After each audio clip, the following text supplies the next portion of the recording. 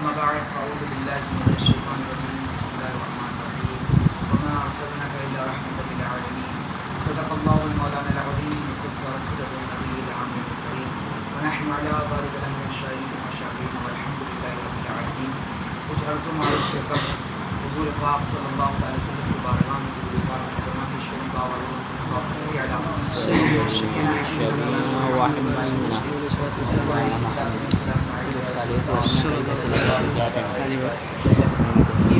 سے وفا انہیں تو ہم تیرے ہیں، محمد سے وفا انہیں تو ہم تیرے ہیں، یہ جہاں چیز ہے کیا تو وہ کرم تیری ہیں.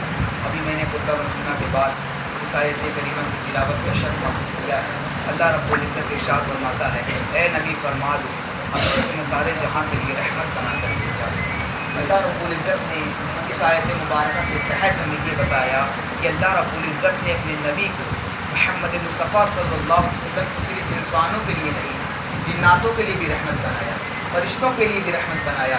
اس سے معلوم کیا ہوا کہ جب حضرت آدم علیہ السلام کو جب اللہ رب العزت نے پیدا فرمایا، حضرت آدم علیہ السلام کی پشت میں نور محمدی جلوگر تھی تو فرشتے حضرت آدم علیہ السلام کے پیچھے چلتے تھے. تو جب فرشتوں کو حضرت آدم علیہ السلام نے اپنے پیچھے چلتے ہوئے دیکھا تو اللہ رب العزت کی بارگاہ میں عرض کی اے اللہ رب العزت تیری نور مخلوقیں جو ہیں یہ میرے پیچھے کیوں چل رہی ہے؟ کہا کہ میں نے اپنے حبیب محمد مصطفیٰ صلی اللہ علیہ وسلم کے نور کو تیرے پشت میں رکھا ہے آدم. کہا کہ اس پشت میں نہ رکھو اللہ رب العزت، اس پشت میں میرے محمد رسول اللہ کے نور کو نہ رکھو، پیشانی میں رکھ دو، کیونکہ فرشتے جب آئیں تو نور مصطفیٰ کا دیدار پیچھے سے نہ کریں آگے سے کریں. اللہ رب العزت نے آپ کی دعا کو قبول فرمائی اور نور مصطفیٰ صلی اللہ علیہ وسلم آپ کی پیشانی میں اللہ رب العزت نے عطا فرما دیا. فرشتے آتے نور محمدی کا دیدار کرتے چلے جاتے. پھر ایک دن آپ کا بھی دل مچل گیا، کہا اللہ رب العزت نور محمدی کا دیدار تو فرشتے کرتے ہیں میں نہیں کرتا ہوں، مولا مجھے بھی دیکھنا ہے. اللہ رب العزت نے آپ کے انگوٹھے میں نور محمدی کو جلوگر کیا. جب آپ نے نور محمدی کو دیکھا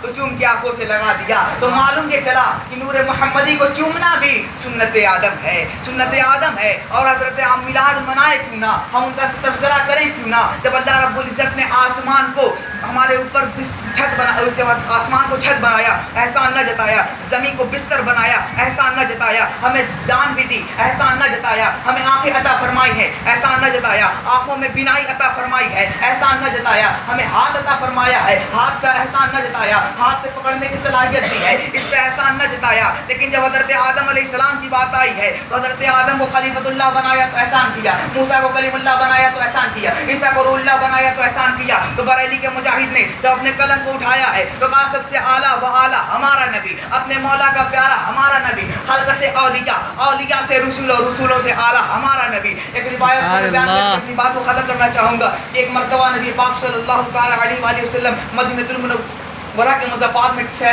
سیر کے لیے جاتے ہیں.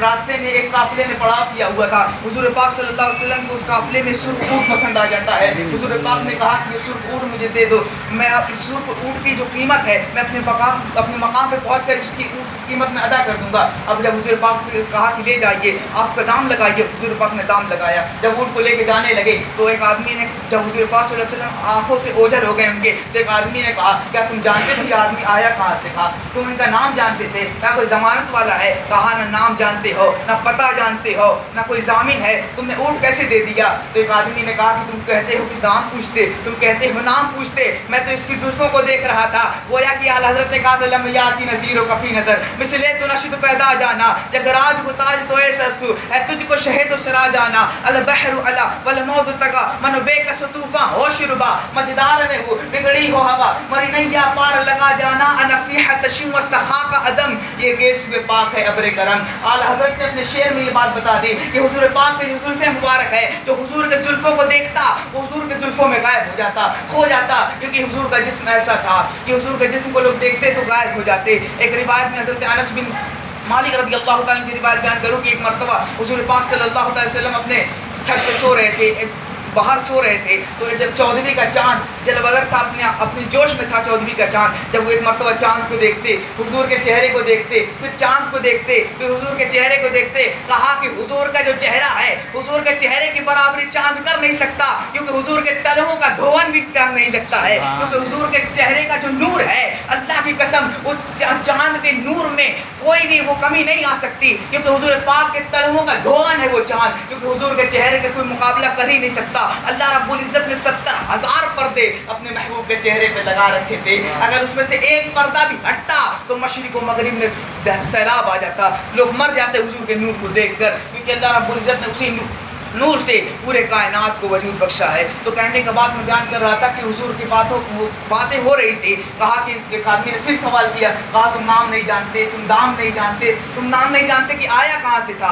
तो कहा कि पर्दे से आवाज़ है, अना ज़ामिनतुन, मैं ज़मानत लेती हूँ तेरे ऊँट के पैसे की। ख़वातीन ने कहा कि मैं ज़मानत लेती हूँ तेरे ऊँट के पैसे की, और जो इतना मनमोना हो, इतना खूबसूरत हो, वो झूठ नहीं बोल सकता। ये बातें हो रही थी, उतने पे सहाबा इकराम रज़ियल्लाहु ताला खजूरें और कुछ पैसे लेकर आ गए जो उसके दाम थी। कहा कि किसने है तो हुजूर पाक को ऊँट दिया है? कहा मैं हूँ। कहा कि हुजूर पाक कहाँ से वो आए थे?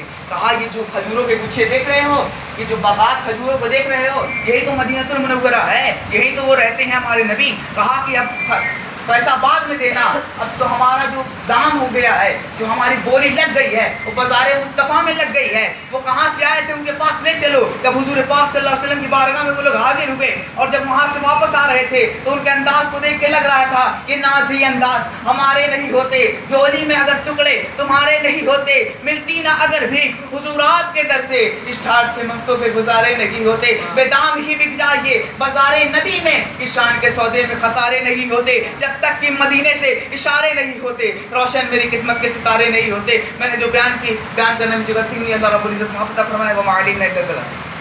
मुस्तफ़ा